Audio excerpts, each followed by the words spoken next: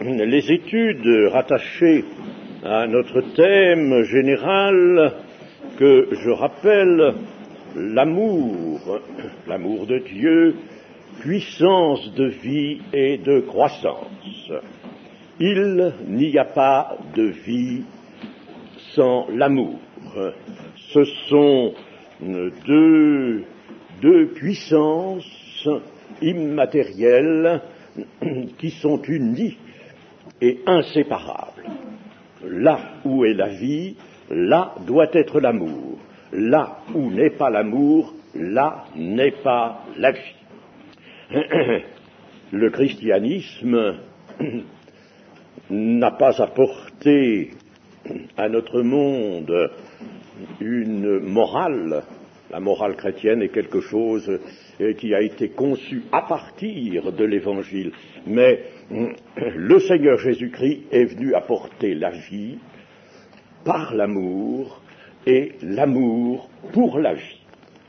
Nous allons lire dans 1 Corinthiens chapitre 13, un chapitre assez court, mais que nous connaissons bien.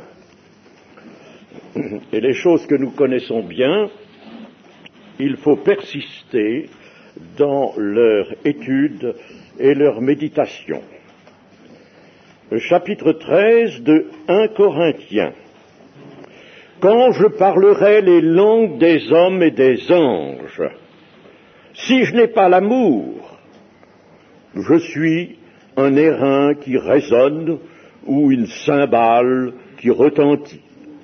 Et quand j'aurai le don de prophétie, la science de tous les mystères et toute la connaissance, quand j'aurai même toute la foi, jusqu'à transporter des montagnes, si je n'ai pas l'amour, je ne suis rien.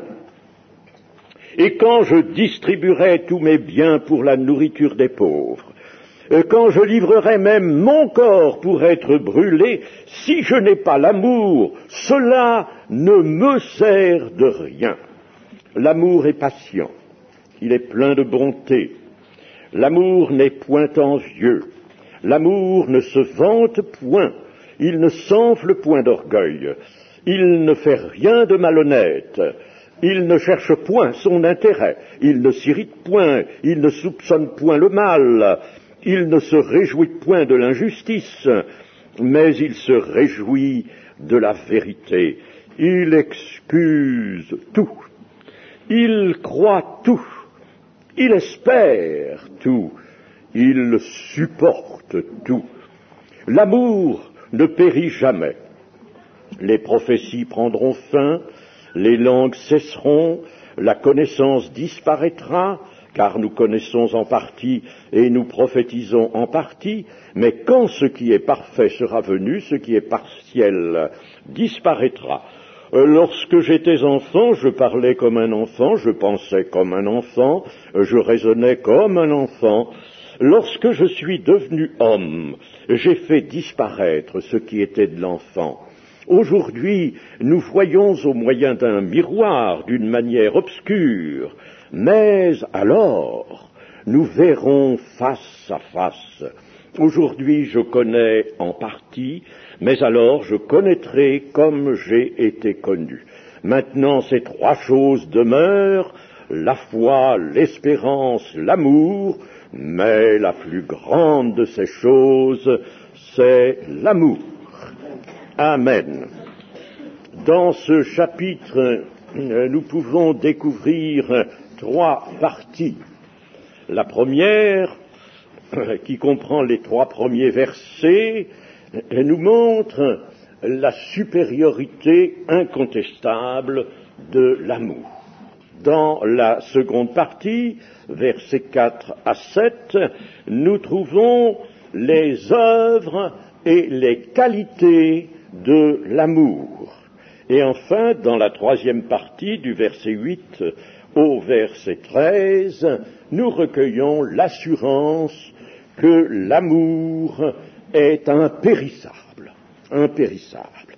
Alors, nous allons voir tout d'abord les versets 1 à 3, c'est-à-dire tout ce qui nous est dit ici pour montrer d'une façon frappante la supériorité de l'amour sur toute autre chose, et même les dons spirituels qui sont des moyens, ou pour employer le terme qui figure dans le contexte, dans le chapitre 14, des voies de Dieu, des moyens, des voies de Dieu.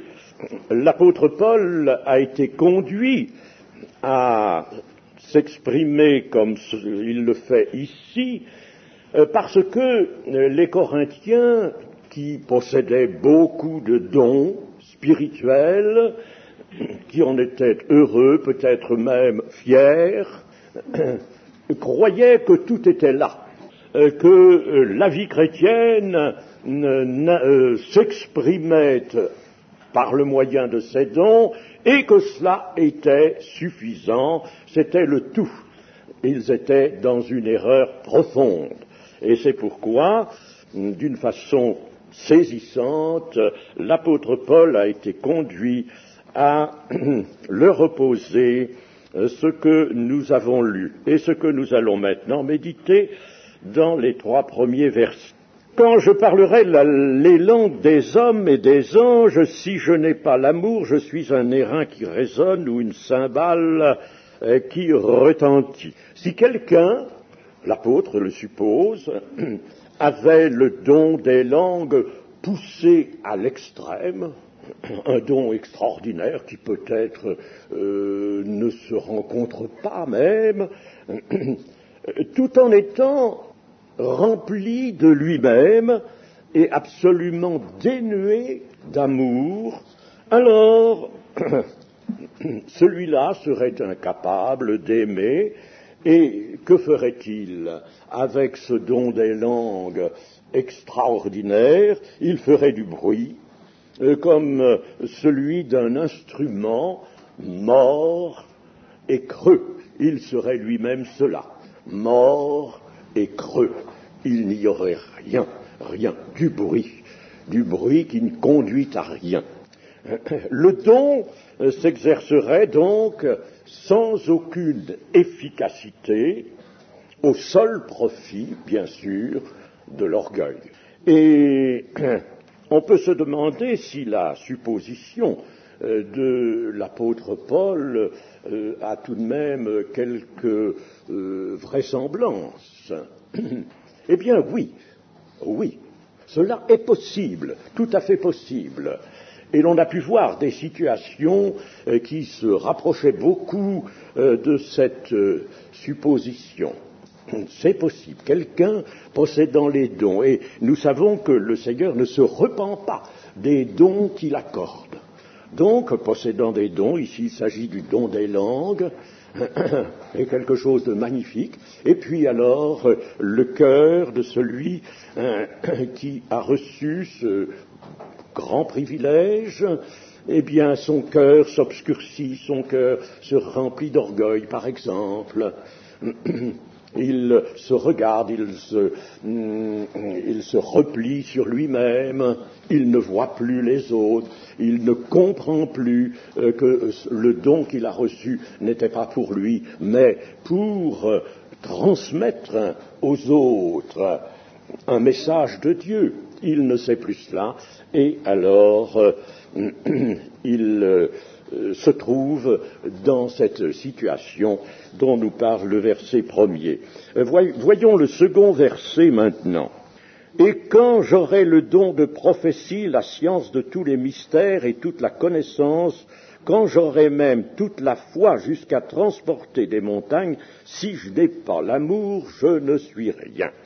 Alors ici, il s'agit de quelqu'un qui possède le don de prophétie avec en plus le don de docteur.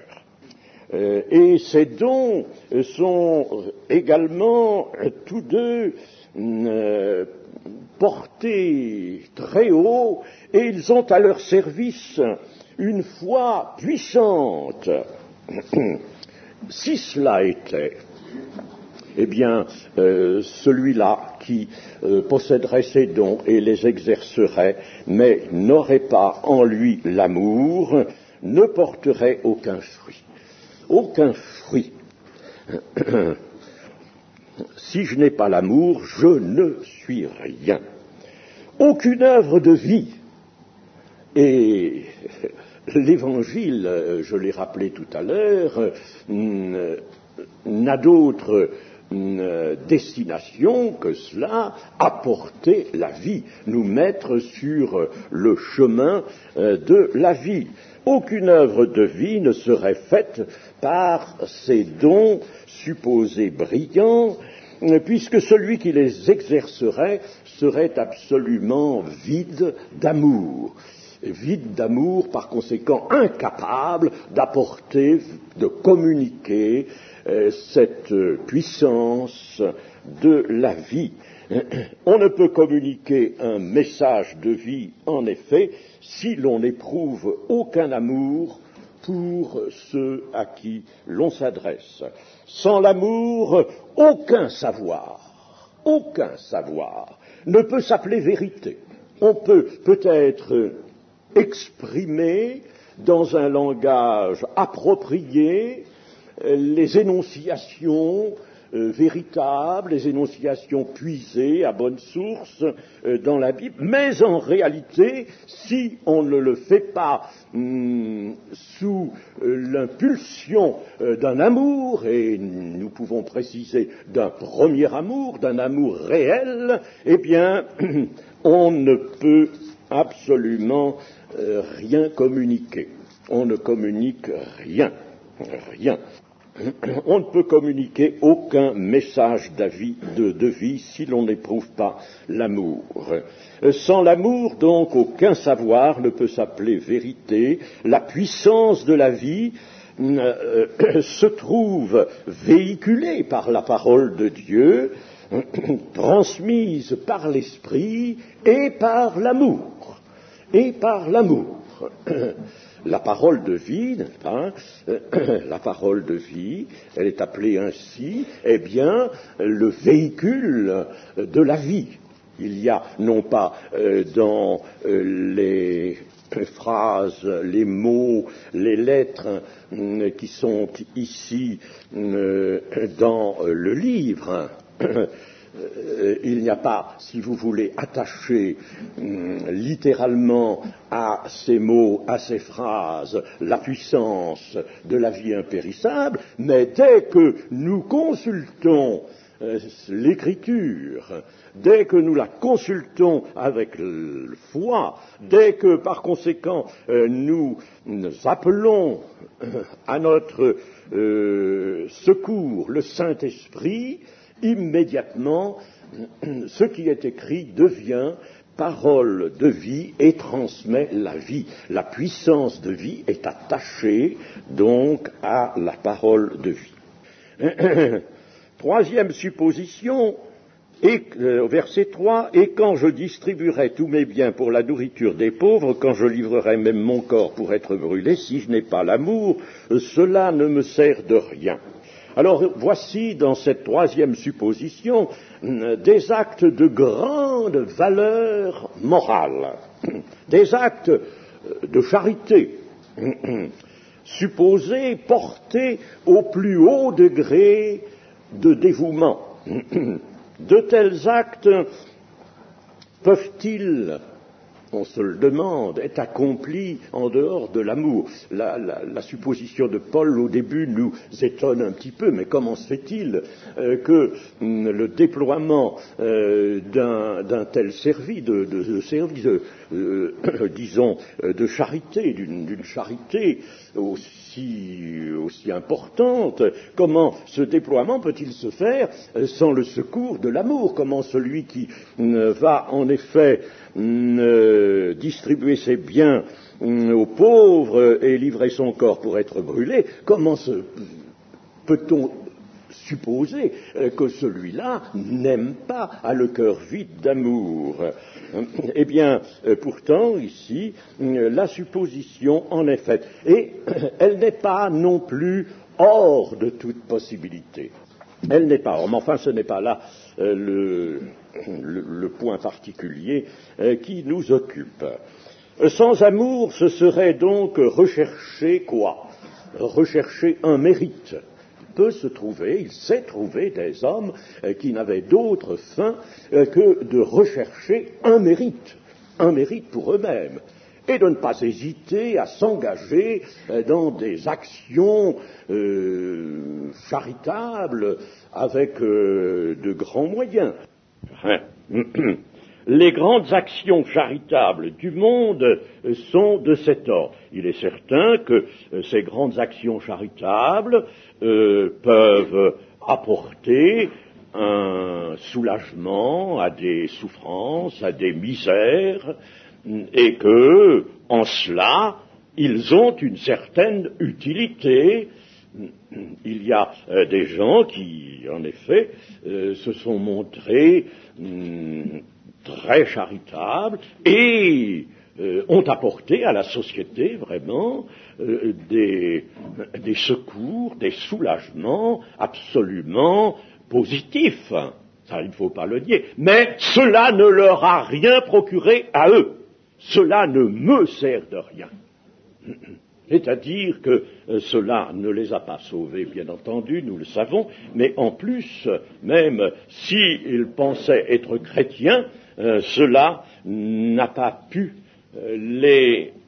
leur procurer l'approbation de Dieu et tout ce que peuvent entraîner les œuvres de Dieu réalisées véritablement sous l'impulsion de l'amour. Ainsi, seul l'amour peut rendre efficaces les œuvres de la foi. Il faut la foi pour accomplir les œuvres de Dieu, les véritables œuvres. D'ailleurs, les véritables œuvres sont celles que Dieu a préparées d'avance pour que nous les accomplissions. La conception ne vient pas de l'homme. Rappelons-nous, Éphésiens 2:10, je le cite souvent, c'est excessivement important. Nous avons été créés en Jésus-Christ pour de bonnes œuvres que Dieu a préparées d'avance pour que nous les accomplissions. Ainsi, la conception de ces œuvres, peut-être même au-delà de la conception, le tracé, et c'est ce que semble indiquer le grec. Si on l'examine d'un peu près, le grec nous dirait à peu près ceci, nous avons été créés en Jésus-Christ pour de bonnes œuvres, afin que nous marchions dedans, n'est-ce pas ? Afin que nous allions de l'une à l'autre.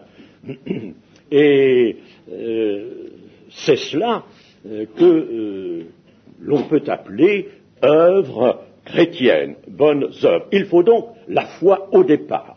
Les œuvres, les bonnes œuvres sont l'attestation, la manifestation, le produit d'une foi réelle. Et l'on a pu comparer avec raison, on a pu comparer la foi et les œuvres ensemble, les deux ensemble, à un arbre. Un arbre, l'arbre du psaume 1er par exemple.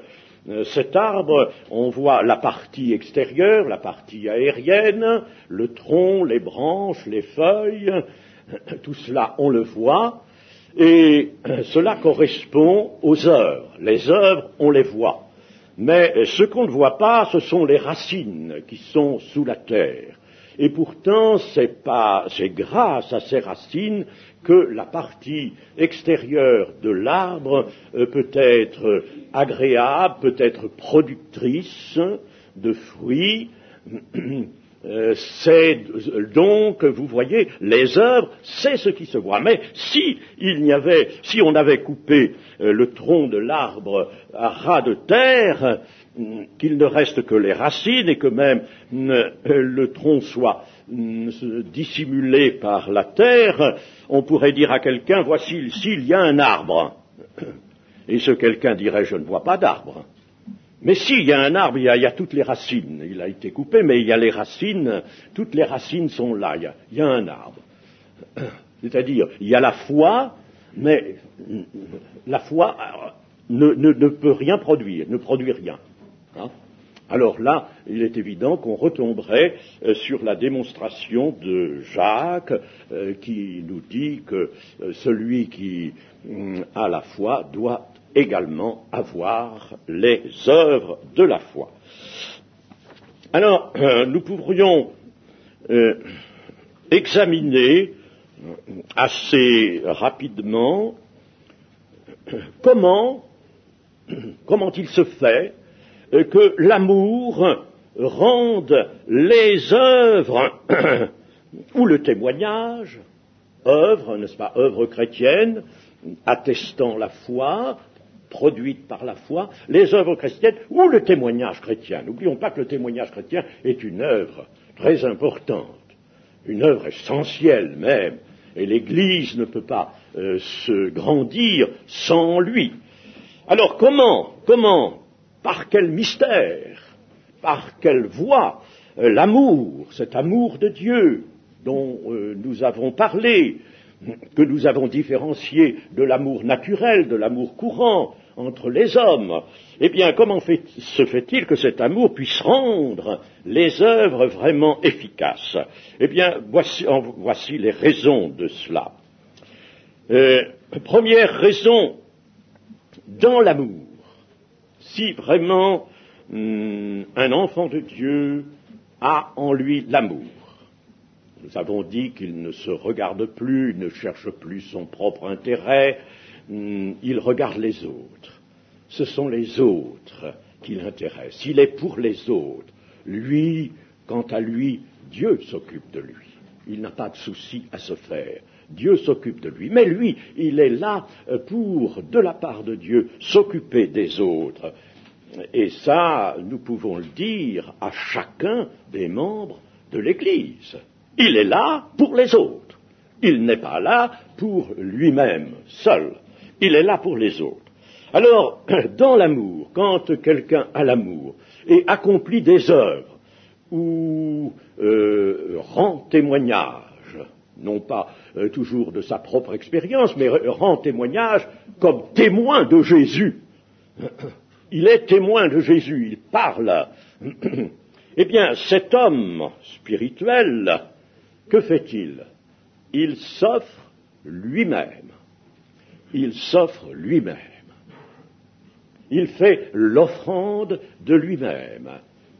Comme dit l'apôtre Paul dans Romains 12, il livre son corps, il donne son corps, c'est-à-dire toutes ces possibilités qui sont avant tout physiques, n'est-ce pas, mais mises au service de son cœur.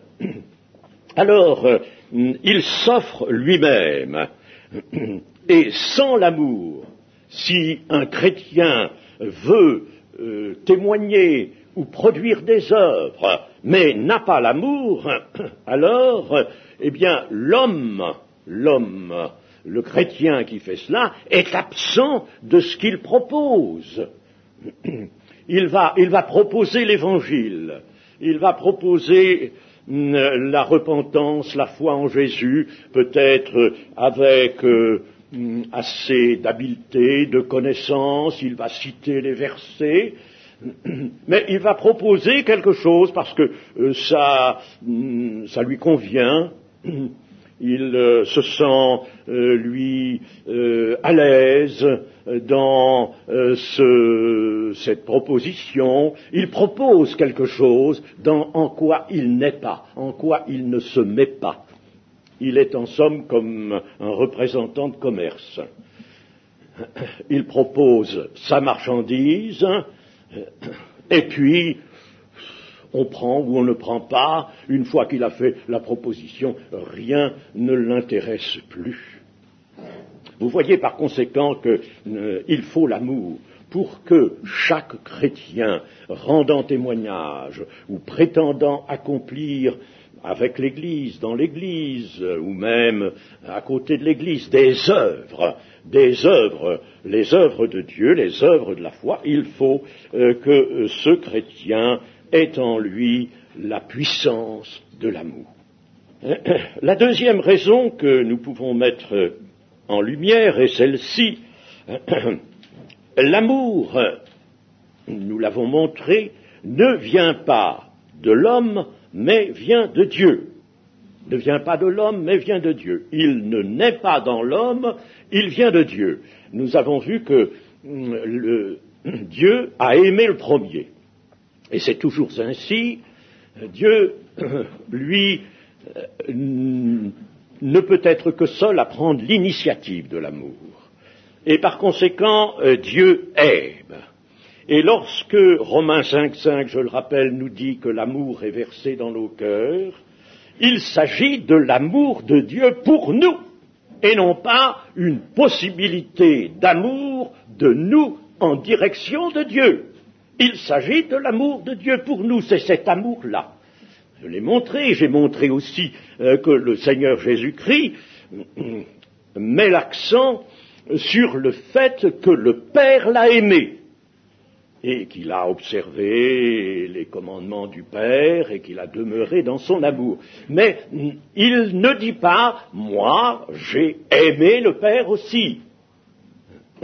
Il dit que le Père l'a aimé. Bien sûr, il aime le Père, mais il suffit de dire que le Père l'a aimé et qu'il a demeuré dans cet amour par quel moyen essentiel? En accomplissant la volonté du Père. Ainsi donc, l'amour ne vient pas de l'homme, mais vient de Dieu, et c'est l'amour que Dieu a pour nous qui est versé dans nos cœurs. Seulement, cet amour, immédiatement, a son retour. Immédiatement, il provoque un retour. Alors, plus nous avons la certitude profonde d'être aimés de Dieu, plus nous aimons, et mieux nous aimerons Dieu. C'est de cette manière que nous aimerons Dieu, n'est-ce pas? Et il faut bien appuyer là-dessus, parce que beaucoup de chrétiens ont prié longuement en demandant « Seigneur, remplis mon cœur d'amour afin que je t'aime », etc. Remplis mon cœur de ton amour pour moi, que j'en ai non seulement la certitude, mais que je le ressente, mais que j'en ai le goût, que je l'éprouve, cet amour que tu as pour moi. Et alors, aussitôt, n'est-ce pas, la contrepartie se manifeste, ne peut pas ne pas se manifester. Et si, alors, nous aimons Dieu, nous aimons le prochain. Cela aussi va ensemble. Vous savez que les deux commandements, nous l'avons étudié, aimer Dieu de tout son cœur, de toute son âme, de toute sa pensée, de toute sa force, et aimer le prochain comme soi-même, ce sont deux commandements jumelés, deux commandements, où c'est un commandement double. Ainsi, l'amour ne vient pas de l'homme. Donc, dans l'amour, si un chrétien aime et produit des œuvres, rend témoignage, eh bien, c'est Dieu qui agit par l'homme. C'est Dieu qui agit par lui. Tandis que sans l'amour, s'il n'avait pas l'amour, ce serait l'homme qui agirait, et non Dieu. Je voudrais vous rappeler un beau verset du prophète Ésaïe. Ésaïe, chapitre 26, et le verset 12. « Éternel, tu nous donnes la paix, car tout ce que nous faisons, c'est toi qui l'accomplis pour nous. » C'est-à-dire qu'il l'accomplit à notre place. Non pas à notre avantage, mais à notre place. C'est toi qui l'accomplis à notre place. Tout ce que nous faisons, c'est toi qui l'accomplis. Et nous trouvons le rappel de cela dans un verset aussi de la première épître de Jean, au chapitre 4. Jean, première épître, chapitre 4, et verset 16. Et nous avons connu l'amour que Dieu a pour nous, et nous y avons cru. Dieu est amour, Et celui qui demeure dans l'amour demeure en Dieu, et Dieu demeure en lui. Donc Dieu demeure en lui, et c'est Dieu qui agit. C'est plus l'homme qui agit, l'homme est là, en somme, ouvrier avec Dieu, il est dans une symbiose avec l'Esprit de Dieu, et c'est l'Esprit de Dieu qui agit par lui. Donc, voyez la grande différence. Si l'homme, le chrétien, n'a pas d'amour, c'est lui qui agit. Nous savons ce que ça donne. Nous savons ce que ça donne, n'est-ce pas? Absolument rien. Ou plutôt des effets contraires à ceux recherchés. Troisième raison. L'amour de Dieu ne peut pas faire autre chose que de suivre le droit chemin. Car lui, il ne peut qu'accomplir la volonté de Dieu. L'amour accomplit les commandements, les prescriptions, les enseignements de Dieu. 1 Jean chapitre 5 et verset 3 pour appuyer la chose. Donc, l'amour ne peut qu'accomplir la volonté de Dieu, il suit toujours le droit chemin. Si par conséquent je me suis vraiment laissé conduire par l'esprit ayant en moi l'amour, alors je ne pourrai faire que de bonnes choses, je ne pourrai dire que de bonnes choses, et ce sera là évidemment un service de Dieu de haute qualité. Quatrième raison, l'amour n'est pas froid, bien que ce soit l'amour de Dieu, n'est-ce pas, et que à cet amour il faut qu'une intelligence spirituelle participe. L'amour n'est pas seulement quelque chose d'affectif, il y a participation de l'intelligence et de la sagesse spirituelle, beaucoup de participation même, n'est-ce pas? Eh bien, alors cela, il faudrait le développer évidemment, peut-être le ferons-nous dans une autre occasion. L'amour, lui, cependant, est ressenti, n'est pas froid. Il est ressenti par ceux qui écoutent. Ceux qui écoutent sont attirés si ils voient que, d'abord, nous apportons un témoignage par notre vie, par le fait, un témoignage de fait. Ils nous voient vivre, ils voient notre comportement, ils voient nos réactions. Déjà là, ils sentent l'amour, un amour qu'ils ne connaissent pas, mais ils le sentent, ils sentent cet amour. Puis, ils nous entendent parler, et à ce moment-là, l'amour se manifeste.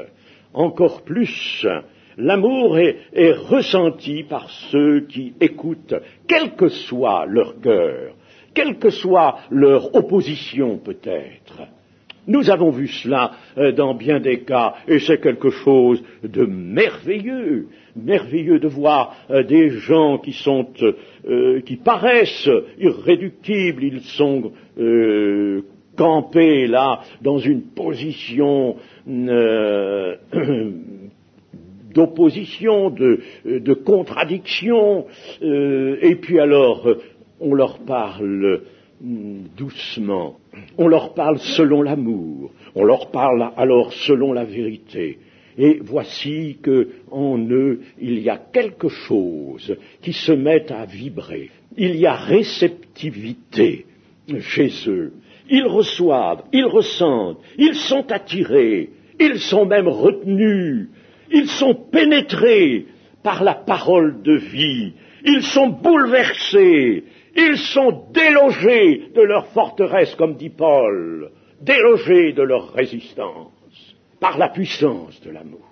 Mais si je n'ai pas l'amour, j'ai beau apporter une belle démonstration du salut, de la voie du salut, si je ne le fais pas selon l'amour, je ne produirai absolument rien. C'est l'amour qui va faire ce travail. Et c'est merveilleux quand on se trouve justement dans les circonstances où cela s'expérimente, vraiment on est confondu, on ne peut que se résoudre en louange à l'adresse de Dieu. C'est merveilleux. Cet amour est d'une puissance extraordinaire, mais il faut le mettre en jeu. Donc l'amour est ressenti. Je pourrais vous lire dans 2 Corinthiens chapitre 10, j'ai fait allusion à ce passage, mais relisons-le, chapitre 10, verset 3. « Si nous marchons dans la chair, nous ne combattons pas selon la chair, car les armes avec lesquelles nous combattons ne sont pas charnelles, mais elles sont puissantes par la vertu de Dieu pour renverser des forteresses. Nous renversons les raisonnements et toute hauteur qui s'élève contre la connaissance de Dieu, et nous amenons toute pensée captive à l'obéissance de Christ. » Amener toute pensée captive, toute pensée qui était pourtant liée à toutes sortes de raisonnements, eh bien l'amener vraiment là, c'est quelque chose de merveilleux, et ça c'est le miracle de l'amour. 5e considération, pour montrer l'efficacité de l'amour. L'amour est seul capable d'aller dans toutes les plaies de la misère humaine. Nous aurions beau avoir une certaine compassion, avoir une intention de haute moralité, cela ne ferait rien. Nous pourrions avoir des mots assez heureux pour essayer de consoler, d'encourager, mais cela ne ferait rien. Il y a dans l'Écriture une consolation qui vient de Dieu, et cette consolation est l'œuvre de l'amour. L'amour va dans toutes les plaies de la misère humaine. Alors, nous savons que lui, il ne juge pas. Il ne juge pas. Il peut être en présence de toutes les situations les plus douloureuses et puis aussi les plus irréductibles a priori. Il ne juge pas. L'amour ne juge pas. Il ne juge pas et il sanctifie, au contraire, tout ce qu'il pénètre. Il sanctifie. Il apporte une action sanctifiante. Il sanctifie ce qu'il pénètre. Il est appelé à se rencontrer avec le péché. Le Seigneur Jésus, voyez-le, les femmes de mauvaise vie, tous ces péagés qu'il rencontrait, on le lui reprochait assez, d'être dans la compagnie des femmes de mauvaise vie et des gens considérés comme les plus bas de la société. C'était pas vrai toujours, bien sûr. Mais enfin, le Seigneur, lui, ne regardait pas à cela. Pierre a pu s'effondrer à ses pieds et lui dire, Seigneur, retire-toi de moi, car je suis un homme pécheur.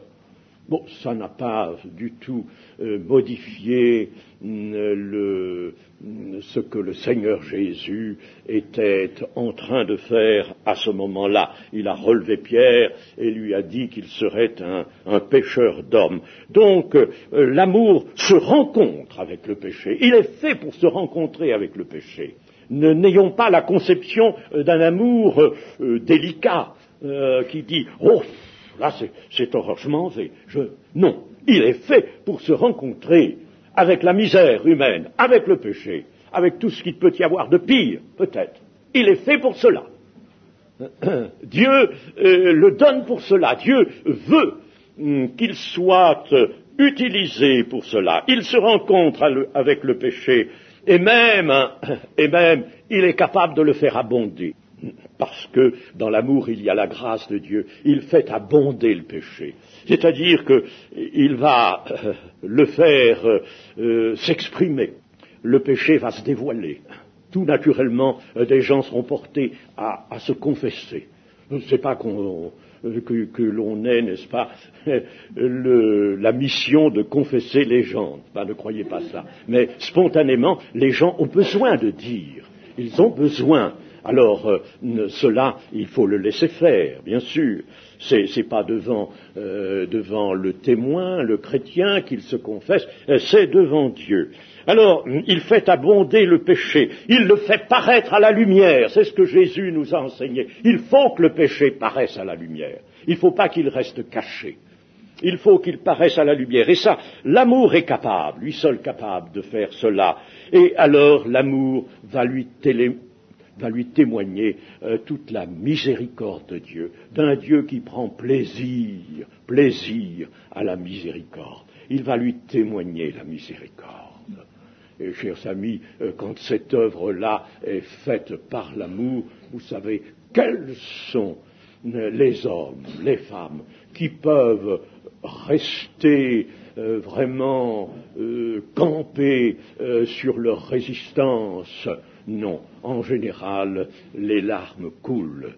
En général, le cœur est touché. Le cœur est touché. Et alors, l'accès à la grâce de Dieu est ouvert. La grâce de Dieu vient. La repentance a fait son œuvre, la grâce de Dieu vient et le salut est donné. Il suffit de montrer Jésus-Christ. Pas par de grands discours, mais il suffit d'apporter Jésus-Christ. Et enfin, autre raison, nous disons que pour sauver les âmes, il faut les amener à Christ. Les amener à Christ. Ce n'est pas par de la doctrine que l'on sauve, ce n'est pas la doctrine qui nous sauve. Elle a son utilité en son temps, mais ce n'est pas elle. Beaucoup de sectes chrétiennes commettent cette lamentable erreur de vouloir aborder les gens du monde avec de la doctrine. On leur parle de tout ce qui a pu se faire dans le domaine de la création, etc. Tout cela est très intéressant, bien sûr, mais c'est pas ça qui peut conduire à Christ. Au contraire, ça peut éloigner, parce que ça peut encourager bien des gens à se réfugier. Vous savez, le diable est malin et la chair a la malice du diable. Et ça peut permettre à certains de se réfugier dans le domaine des idées. Et quand vous avez quelqu'un qui est allé se cacher là dans le domaine des idées et qui vous répond, qui dit « Ah oui, c'est très intéressant, moi je sais que, j'ai lu que, etc. » Il a une certaine érudition et alors il va vous la ressortir.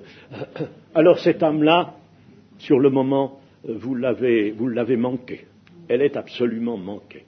Il faut amener les âmes à Christ. C'est Christ qui sauve. C'est le contact avec Christ qui sauve. C'est la rencontre avec Christ qui nous sauve. Alors, pour les amener à Christ, c'est-à-dire les faire entrer dans un lien avec Christ par le moyen de la foi, eh bien, il faut leur révéler l'amour de Dieu. Il n'y a pas d'autre moyen que de leur révéler l'amour de Dieu.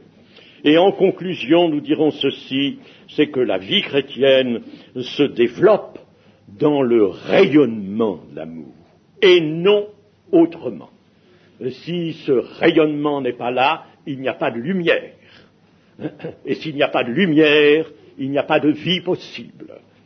Il faut que la vie chrétienne se développe dans le rayonnement de l'amour jusqu'à réaliser la vie de Christ, jusqu'à réaliser le contact avec le Christ. Voilà donc le rôle essentiel, majeur, merveilleux de l'amour. En somme, Dieu est au-dessus de tout ce qu'on peut imaginer, penser. Dieu est au-dessus de tout, n'est-ce pas? Notre adoration va vers Dieu. Bon, mais cela dit, nous pouvons aussi affirmer qu'il n'y a rien de supérieur à la vie et à l'amour.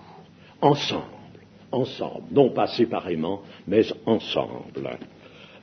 Eh bien, chers amis, j'avais évidemment encore bien des choses à vous dire, mais je vais quand même arrêter là pour ne pas vous fatiguer ce matin. Je pense que nous pourrons poursuivre en nous intéressant à la suite de ce chapitre 13 de 1 Corinthiens et notamment à une invitation majeure dans la parole de Dieu, qui est celle-ci: heureux ceux qui procurent la paix.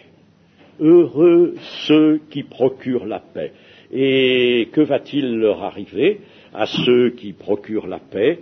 Eh bien, je vais vous le dire: heureux ceux qui procurent la paix, car ils seront appelés fils de Dieu.